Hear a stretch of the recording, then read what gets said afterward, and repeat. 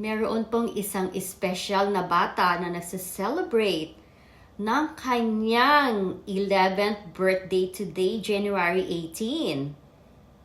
Pero bago ko po sabihin at batiin po siya, siya po ay nag-umpisa rito sa mundo ng Meta na ang kanyang mga followers po ay wala pang 100. Ang naaalala ko nga po na-promote ko pa po siya sa aking Facebook page para po naman ang mga followers ko sa aking Facebook page ay mag-follow din sa kanya. Alam niyo po ba, kasalukuyan ay mayroon na po siyang 306,000 followers. Nagulat kayo, no? So, happy birthday to you, Bihay Steph Vlog.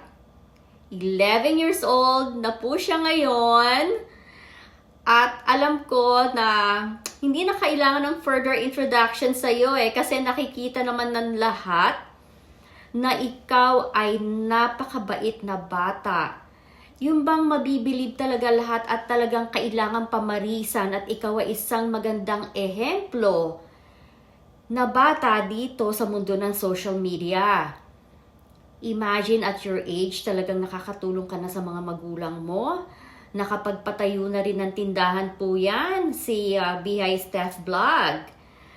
Pero before anything else, or bago po ako magsalita pa ng tungkol dito sa napakabait na bata na to, gusto ko munang samahan ninyo ako na ako po ay mag-green tea. Ito po.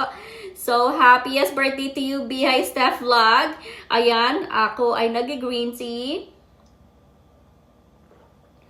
Ito po ang masasabi ko sa batang yan. Napakabait. Wala akong masasabi na hindi maganda dahil siya po ay isang magandang ehemplo na dapat tularan po ng lahat ng bata dito sa social media. Nakapagpatayo na nga po yan ng tindahan para sa kanyang mga magulang. Nakakatulong na siya sa mga magulang niya. Kasi po yan po yung bata na talagang inisip lamang po ay yung bang kumita siya dito sa social media at wala talaga siyang masamang inisip kahit na kaninong content creator. Kaya pinagmamalaki ko po ang batang yan. At alam ko na ang mga magulang mo ay very proud sa iyo, Steph. So, kung ano man ang inyong celebration ngayong araw na to, sana ay kasama mo ang buong pamilya.